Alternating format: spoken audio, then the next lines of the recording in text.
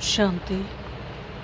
आज है 21 अक्टूबर 2025 की साकार मुरली से। बाबा कहते हैं, मीठे बच्चे। हाँ जी बाबा, सवेरे सवेरे उठ बाबा से मीठी मीठी बातें करो। विचार सागर मंथन करने के लिए सवेरे का टाइम बहुत अच्छा है।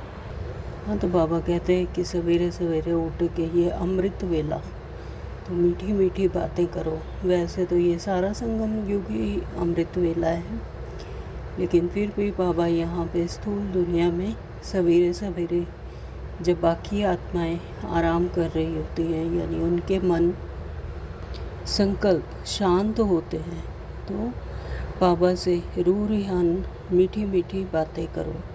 विचार सागर मंथन करने के लिए सवेरे का टाइम बहुत अच्छा है ना। तो जब सारी आत्माएं आराम कर रही होती हैं, यानी अपने संकल्प शक्ति से विहीन होते हैं, यानी संकल्प नहीं चल रहे होते हैं, तो उस समय पर परमात्मा से कनेक्टिविटी होती है, अपने हायर कॉन्शियसनेस में होती है आत्मा, है ना। तो इसलिए बाबा कहते हैं कि सवेरे का टाइम बहुत अच्छा है।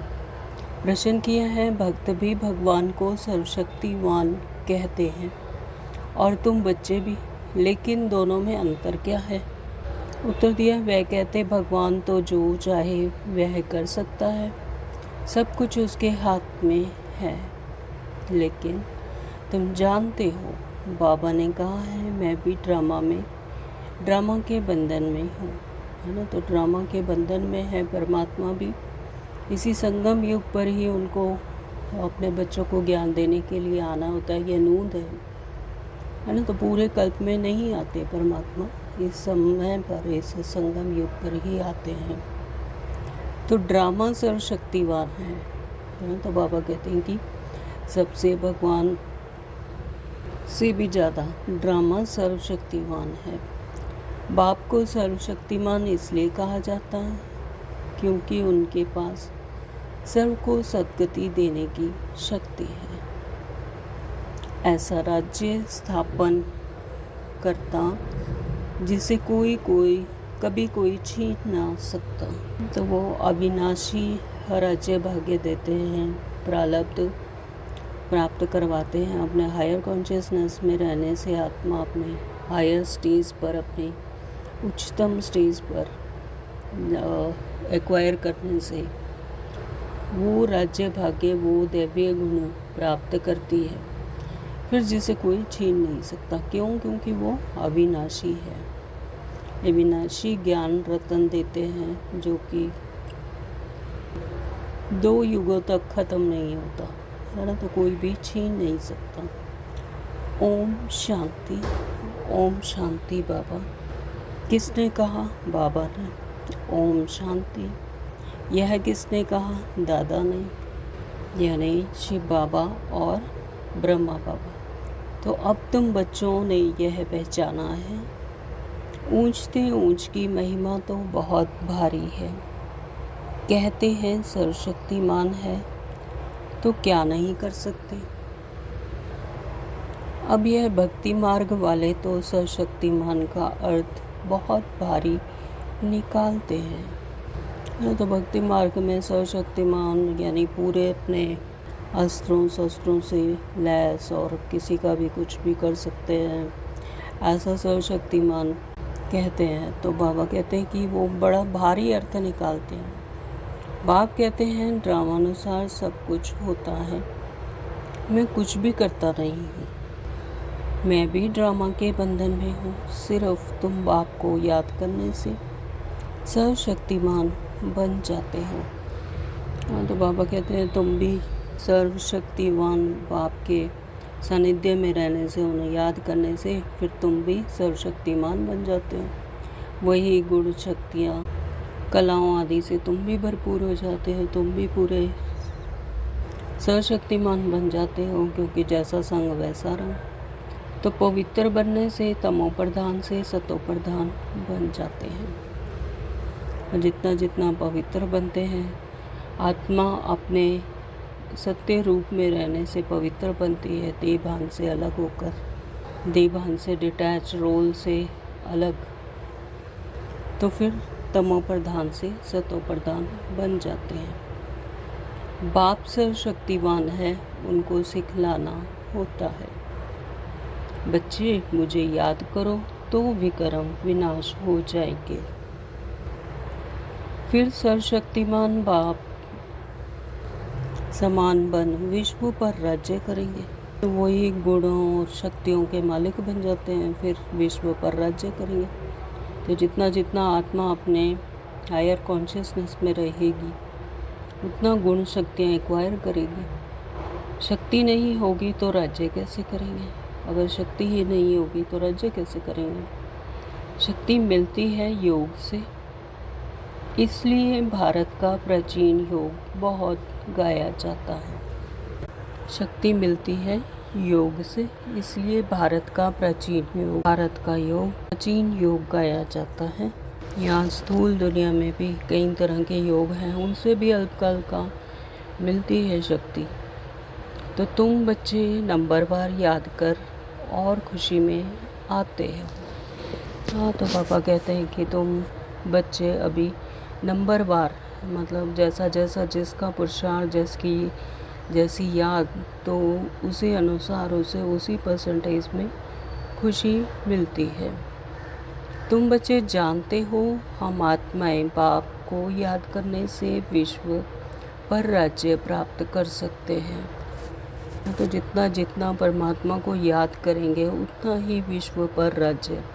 यहाँ बाबा बताते हैं जितना बहुकाल की याद होगी, यानी जितना ज़्यादा समय जो याद में रहेगा, अपने उस हायर कॉन्शियसनेस में पहुँचेगी आत्मा, जितना बहुकाल का अभ्यास होगा उतना ही राज्य प्राप्त कर सकते हैं।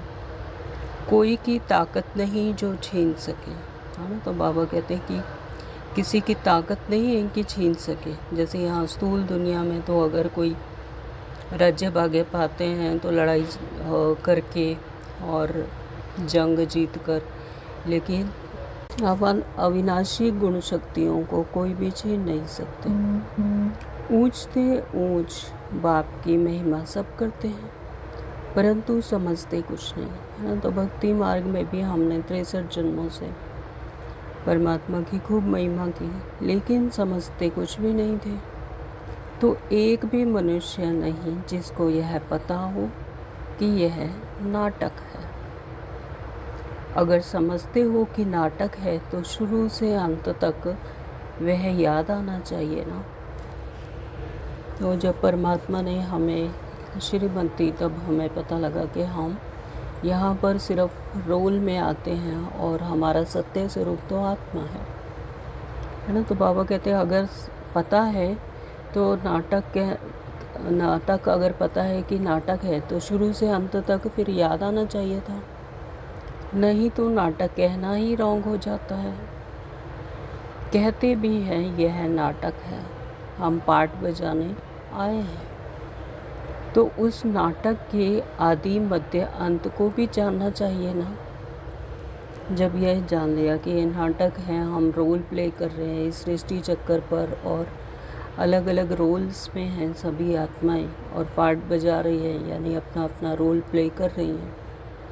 तो अब ये पता लग गया तो ये भी तो पता होना चाहिए कि आदि मध्य अंत क्या है उसका, तो वो भी जानना चाहिए ना। तो यह भी कहते हैं हम ऊपर से आते हैं, तब तो वृद्धि होती रहती है ना। हम ऊपर से आते हैं यानी अपने हायर कॉन्शियसनेस से लोअर कॉन्शियसनेस में फ्रिक्वेंसी में आते हैं, तब तो वृद्धि होती है ना। तो सतयुग में तो थोड़े मनुष्य थे, इतनी सब आत्माएं कहाँ से आए? जो आत्मा है वही रोल प्ले करेगी, वही देहधारी बनेगी। तो सतयुग में तो थोड़े से मनुष्य थे, लेकिन फिर इतनी सारी आत्माएं आई। तो बाबा कहते हैं कि ये फिर कहाँ से आई, ये भी तो जानना चाहिए। तो यह कोई समझते नहीं कि यह अनादि बनाया अविनाशी ड्रामा है। तो यह अनादि काल से बनाया अविनाशी ड्रामा है, इसे कोई चेंज नहीं कर सकता। यह हूबहू वैसे ही रिपीट होता है। तो जो आदि से अंत तक रिपीट होता रहता है, तो ये हर कल्प ऐसे ही रिपीट होता है, हूबहू रिपीट होता है आदि से अंत तक। तुम 22 को शुरू से अंत तक देखो, फिर दोबारा रिपीट करके देखेंगे तो चक्र ज़रूर हूबहू रिपीट होगा ना। 22 को बाबा कहते हैं मूवी वगैरह जो देखते हैं स्थूल दुनिया में, तो बाबा कहते हैं अगर शुरू से अंत तक देखो लेकिन फिर दोबारा रिपीट करो तो वो हूबहू रिपीट होगा ना। तो सेम ऐसे ही है सृष्टि चक्र का ड्रामा 22 को फिर से ऐसे ही शुरू से अंत तक चलता है, जरा भी फर्क नहीं होगा। बाप मीठे मीठे बच्चों को कैसे समझाते हैं, कितना मीठा बाप है। बाप आप कितने मीठे हो, बाबा आप कितने मीठे हो। बच्चे कहते हैं बाबा आप कितने मीठे हो। बाबा बस अभी तो हम चलते हैं अपने सुख धाम में। अभी यह मालूम पड़ा है आत्मा पावन बन जाएगी तो दूध भी वहाँ पावन मिलेगा। श्रेष्ठाचारी माताएं बहुत मीठी होती हैं, समय पर बच्चे को आपे ही दूध पिलाती हैं। बच्चे को रोने की दरकार नहीं होती। तो ऐसे ऐसे यह विचार सागर मंथन करना होता है। तो सुबह को बाबा से बातें करने में बड़ा मज़ा आता है। तो बाबा भी क्या है, हमारी माँ है ना, और हमें ज्ञान रूपी दूध पिलाती हैं। तो बाबा भी हम बच्चों को रोने की भी दरकार नहीं, अपने आप ही अमृत वेले यानी संगम युग पर अपने आप तो श्रीमत देने के लिए आते हैं। तो सुबह को बाबा से बातें करने से बड़ा मज़ा आता है। बाबा आप कितनी अच्छी युक्ति बताते हो श्रेष्ठाचारी राज्य स्थापन करने की। फिर हम श्रेष्ठाचारी माताओं की गोद में जाएंगे। तो सतयुग में भी श्रेष्ठाचारी माताएं होंगी तो वहाँ पर भी कोई रोने की दरकार नहीं, माता अपने आप ही संभाल करती है बच्चों के। अनेक बार हम ही उस नई सृष्टि में गए हैं, अभी हमारे खुशी के दिन आते हैं। यह खुशी की खुराक है, इसलिए गायन भी है। अतीन्द्रिय सुख पूछना हो तो गोप गोपियों से पूछो। अब हमको बेहद का बाप मिला है, हमको फिर से स्वर्ग का मालिक श्रेष्ठाचारी बनाते हैं। कल्प कल्प हम अपना राज्य भाग्य लेते हैं, हार खाते हैं फिर जीत पाते हैं। तो ये हार जीत का खेल चलता है कल्प कल्प। हम ही अपना राज्य भाग्य लेते हैं, श्रेष्ठाचारी बनते हैं, और फिर कलयुग में द्वापर युग से जब रावण राज्य के वश हो जाते हैं, अपने मन के वश हो जाते हैं, रोल कॉन्शियसनेस में फंसते हैं, फिर लो कॉन्शियसनेस में आ जाते हैं। तो अभी बाप को याद करने से ही रावण पर जीत पानी है, फिर हम पावन बन जाएंगे। वहाँ लड़ाई दुख आदि का नाम नहीं, कोई खर्चा नहीं। भक्ति मार्ग में जन्म जन्मांतर कितना खर्च किया, कितने धक्के खाए, कितने गुरु किए हैं। अब फिर आधा कल्प हम कोई गुरु नहीं करेंगे, शांति धाम सुख धाम जाएंगे, है ना। आधा कल्प तो कोई भी गुरु आदि करने की कोई ज़रूरत ही नहीं, वहाँ दुख ही नहीं होता, अशांति नहीं होती और आत्मा सुख में होती है, सुख शांति आनंद होते हैं। तो वहाँ पर कोई भी गुरु आदि करने की दरकार ही नहीं। तो शांति धाम सुख धाम जाएंगे। बाप कहते हैं तुम सुख धाम के राही हो, अब दुख धाम से सुख धाम में जाना है। वाह हमारा बाबा कैसे हमको पढ़ा रहे हैं, हमारा यादगार भी यहाँ है, यह तो बड़ा वंडर है। इस दिलवाड़ा मंदिर की तो अपरम अपार महिमा है। अभी हम राजयोग सीखते हैं, उसका यादगार तो ज़रूर बनेगा ना। तो यह हूबहू हमारा यादगार है। बाबा मम्मा और बच्चे बैठे हैं, नीचे योग सीख रहे हैं, ऊपर में स्वर्ग की रजाई है। झाड़ में भी कितना क्लियर है। बाबा ने कैसे साक्षात्कार कराए, फिर चित्तर बैठ बनाए हैं। तो जो कल्प वृक्ष बना हुआ है उसकी जड़ों में आम आत्माएं वहाँ पर तपस्या कर रही है बाबा सहित, है ना। तो बाबा ने साक्षात्कार कराए, फिर बाबा यह चित्र बनवाए। तो बाबा ने ही साक्षात्कार कराया और फिर करेक्ट भी किया। बाबा यानी यहाँ पर शिव बाबा ने ब्रह्मा बाबा के तन में आकर उनको साक्षात्कार कराया। ब्रह्मा बाबा ने फिर उसमें दिखाया कि ब्रह्मा बाबा ने तपस्या की झाड़ के नीचे यानी कल्प वृक्ष की जड़ों में बैठकर, और फिर करेक्ट किया। कितना वंडर है, सारी नई नॉलेज है ना। किसको भी इस नॉलेज का पता नहीं है, बाप ही बैठ समझाते हैं। मनुष्य कितना तमो प्रधान बनते जाते हैं।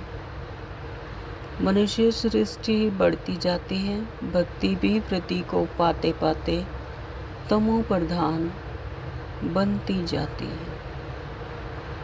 जब भक्ति का फल ही क्या है, ज्ञान। जब भक्ति अपनी उच्चतम स्टेज तक पहुंच जाती है ना, तो फिर क्या होता है, फिर उसको ज्ञान मिलता है। जिन्होंने भक्ति बहुत ज़्यादा की है, फिर उसका फल उनको मिलता है ज्ञान। तो भक्ति की वृद्धि को पाते पाते तमो प्रधान बन जाती है। तो तमो प्रधानता तक आते आते भक्ति में बहुत ज़्यादा वृद्धि हो जाती है। यहाँ अब तुम सतो प्रधान बनने का पुरुषार्थ करते हो। फिर आता है संगम योग, वहाँ पर सतो प्रधान बनने का पुरुषार्थ करते हैं संगम युग पर। गीता में भी अक्षर है मन मना भाव। कल भी बाबा ने बताया कि गीता में भी ये अक्षर है मन मना भाव, यानी अपना जो स्थूल मन है, जो बॉडी कॉन्शियसनेस का मन है, उसे भी परमात्मा को समर्पित कर दो। सिर्फ यह नहीं जानते कि भगवान कौन है। अब तुम बच्चों को सवेरे सवेरे उठकर विचार सागर मंथन करना है।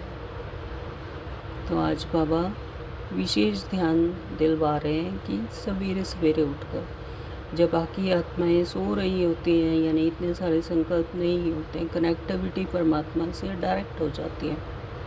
तो सवेरे सवेरे का टाइम ही इसीलिए भक्ति के लिए भी करते हैं और ज्ञान योग के लिए भी ये सवेरे का टाइम उत्तम है।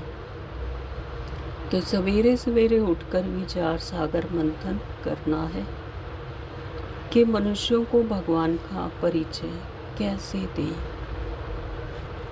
भक्ति में भी मनुष्य सवेरे सवेरे उठकर कोठी में बैठ भक्ति करते हैं। हाँ, तो भक्ति में भी हमने देखा जो साधु संत हैं वो सवेरे सवेरे उठकर कोठरी में, यानी ऐसी कोई जगह जहाँ एकांत हो, वहाँ बैठकर भक्ति करते हैं। तो वह भी विचार सागर मंथन हुआ ना।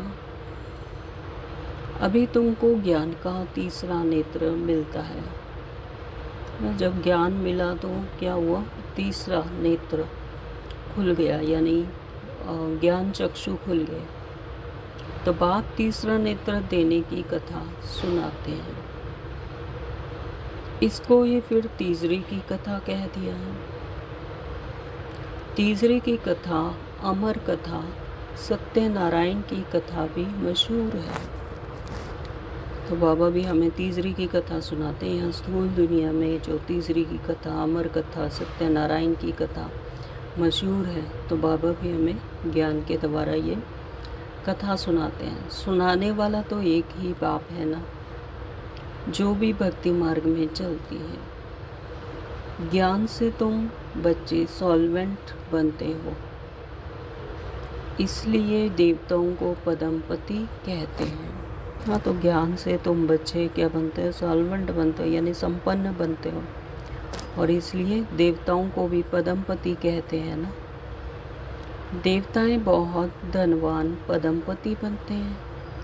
कलयुग को भी देखो, सतयुग को भी देखो, रात दिन का फर्क है। सारी दुनिया की सफाई होने में टाइम लगता है ना, तो यह बहुत बेहद की दुनिया है ना। सारी दुनिया की सफाई होने में तो टाइम लगेगा। तो बाबा कहते ये बेहद की दुनिया है। भारत है ही अविनाशी खंड। भारत खंड का कभी भी विनाश नहीं होता। यह कभी प्रायलोप होता नहीं, ये प्रायलोप भी नहीं होता। जो बाकी खंड है वो सब प्रायलोप हो जाएंगे, जलमग्न हो जाएंगे। लेकिन भारत ही ऐसा अविनाशी खंड है, ये कभी प्रायलोप भी होता नहीं। एक ही खंड रहता है आधा कल्प, फिर और खंड इमर्ज होंगे नंबरवार। तो यानी सतयुग और त्रेता में भारत खंड ही रहता है, और जो बाकी के खंड हैं वो सब बाद में इमर्ज होते रहेंगे नंबरवार। तो जो सबसे पुराना खंड है वो भारत ही है। जो बाकी के खंड हैं, जो और खंड आसपास के जो भी हैं, तो वो बाबा कहते हैं कि वो बाद में नंबरवार इमर्ज होते हैं। तुम बच्चों को कितना ज्ञान मिलता है? बोलो, वर्ल्ड की हिस्ट्री ज्योग्राफी कैसे चक्कर लगाती है, आकर समझो, है ना। तो बाबा ही हमें पूरी वर्ल्ड की हिस्ट्री ज्योग्राफी समझाते हैं। तो बाबा कहते तुम्हें कितना ज्ञान मिलता है, तो बाकी लोगों को भी बताओ कि वर्ल्ड की हिस्ट्री ज्योग्राफी कैसे चक्कर लगाती है, आकर समझो। प्राचीन ऋषि मुनियों का कितना मान है, परंतु वह भी सृष्टि के आदि मध्य अंत को नहीं जानते, है ना। प्राचीन ऋषि मुनि वो भी हैं, तो एक्चुअली उन्होंने किया, तपस्या किया, तप किया, हठ तप किया परमात्मा को पाने के लिए। उनका बहुत मान है, क्योंकि वो भी पवित्र रहते हैं एक तरह से, तो शारीरिक तौर से पवित्र रहते हैं, और जंगलों में चले जाते, ग्रस्त जीवन को छोड़ के चले जाते हैं। लेकिन फिर भी उन्हें सृष्टि के आदि मध्य अंत का नहीं पता, क्योंकि ये ज्ञान हमें सिर्फ स्वयं परमपिता परमात्मा आकर देते हैं। वह हठ योगी हैं, कौन? ऋषि मुनि। तो हाँ, बाकी उनमें पवित्रता की ताकत है। वो शारीरिक तौर पर रहते हैं पवित्र, मन से भी ग्रस्त जीवन से दूर रहते हैं, तो चलो वो पवित्रता की ताकत उनमें है, जिससे भारत को थमाते हैं। नहीं तो भारत पता नहीं क्या हो जाता, है। तो उनमें भी ताकत है, वो भी अपने हठ योग से जो भी योग करते हैं उससे भारत को थमाते हैं।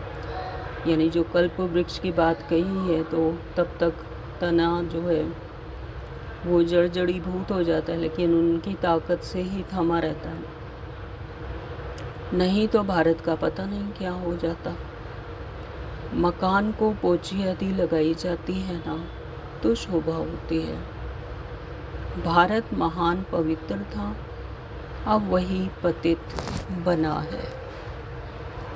वहाँ तुम्हारा सुख भी बहुत समय चलता है, तुम्हारे पास बहुत धन रहता है, तुम भारत में ही रहते थे, तुम्हारा राज्य था।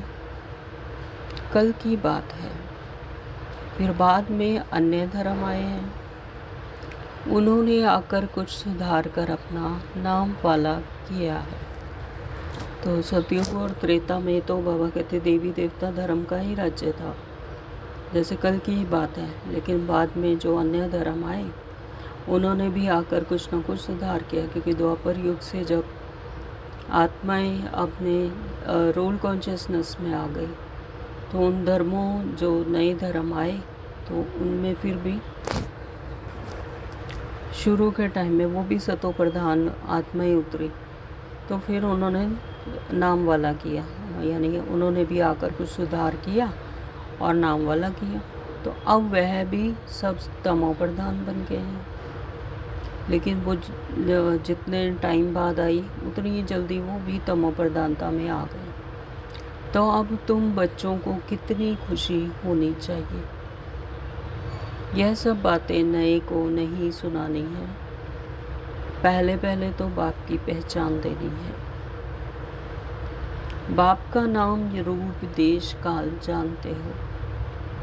ऊंचते ऊंच बाप का पाठ तो मशहूर होता है ना। अभी तुम जानते हो वह बाप ही हमको डायरेक्शन दे रहे हैं। तुम फिर से अपनी राजधानी स्थापन कर रहे हो। तुम बच्चे मेरे मददगार हो, तुम पवित्र बनते हो। तुम्हारे लिए पवित्र दुनिया जरूर स्थापन होनी है ना। तो हम क्या हैं? परमात्मा के राइट हैंड हैं। बाबा कहते तुम मेरे बच्चे, मेरे मददगार हो, तुम पवित्र बनते हो, तुम्हारे लिए पवित्र दुनिया जरूर स्थापन होनी है। तुम यह लिख सकते हो कि पुरानी दुनिया बदल रही है, ट्रांसफॉर्मेशन होती है दुनिया की।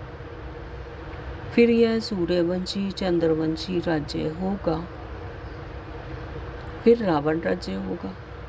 चित्रों पर समझाना बहुत मीठा लगता है।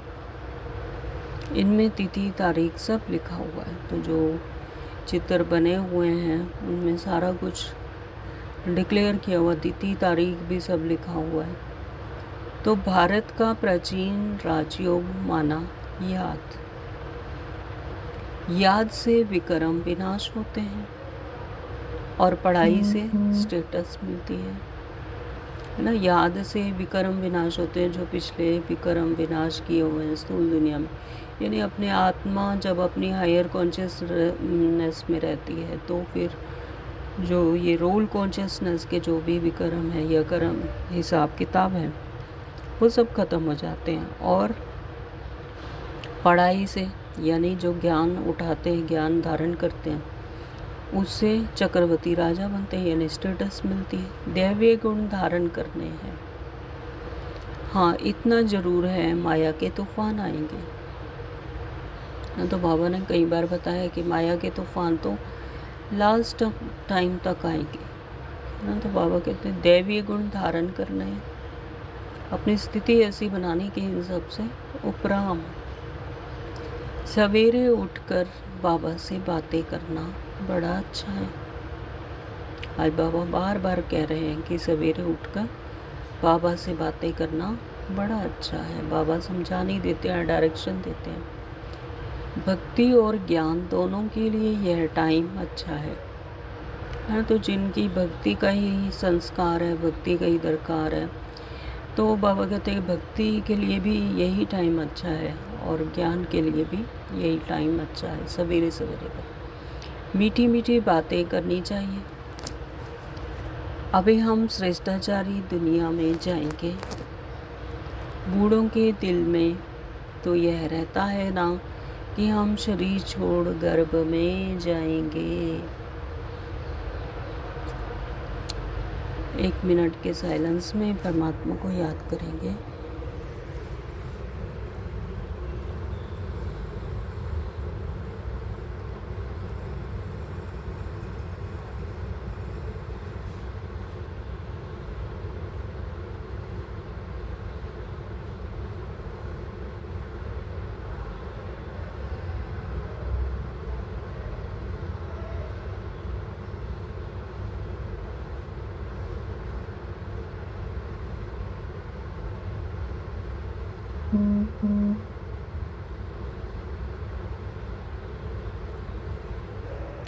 ओम शांति।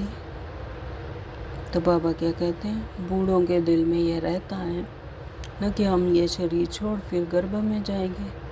तो बाबा कितना नशा चढ़ाते हैं, ऐसी ऐसी बातें बैठ करो तो भी तुम्हारा जमा हो जाए।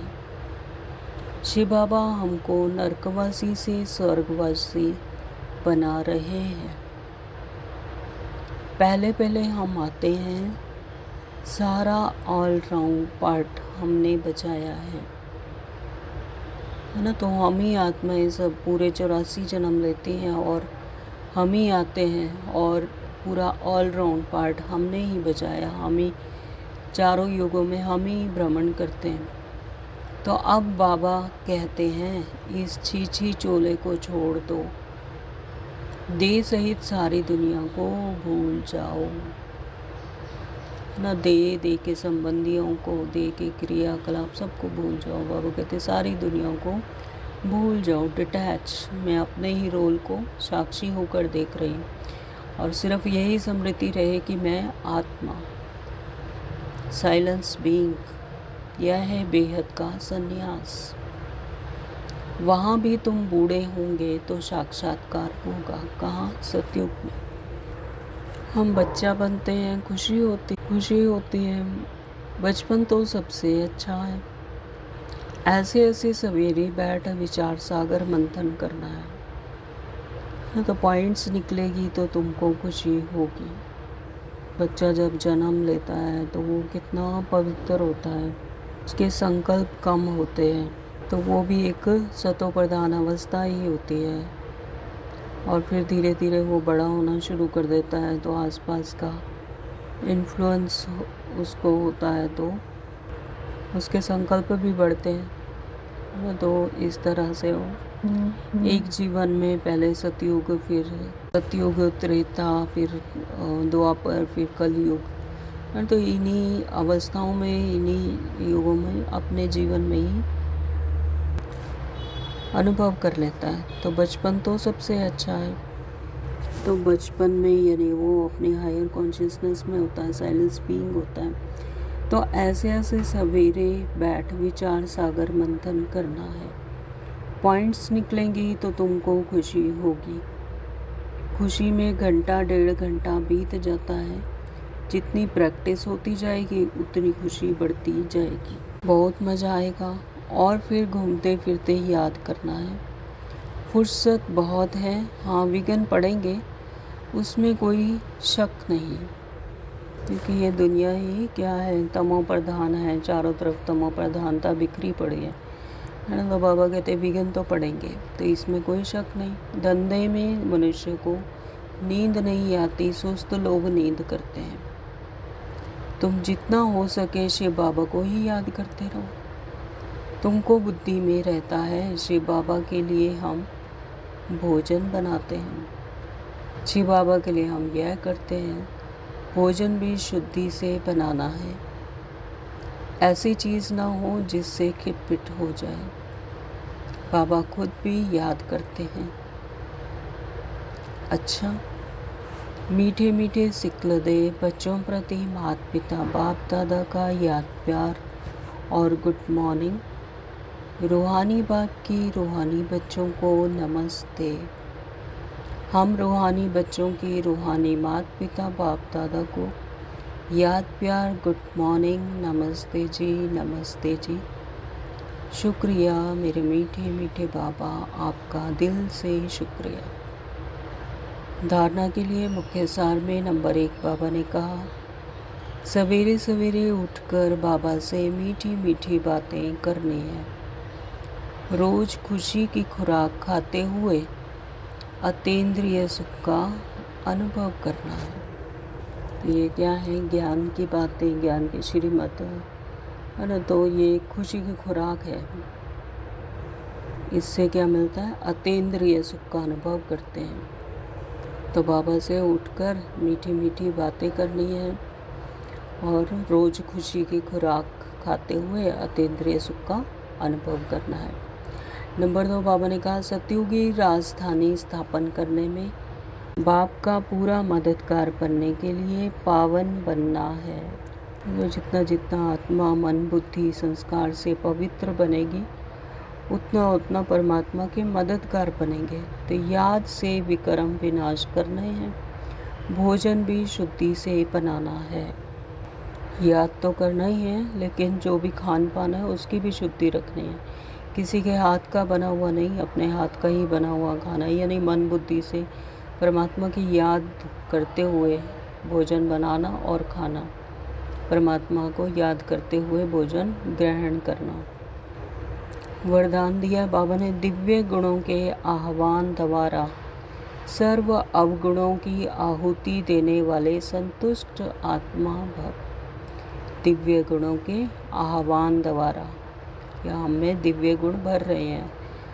सर्व अवगुणों की आहुति, हमारे सारे अवगुण भस्म हो रहे हैं। आहुति देने वाले संतुष्ट आत्मा भव।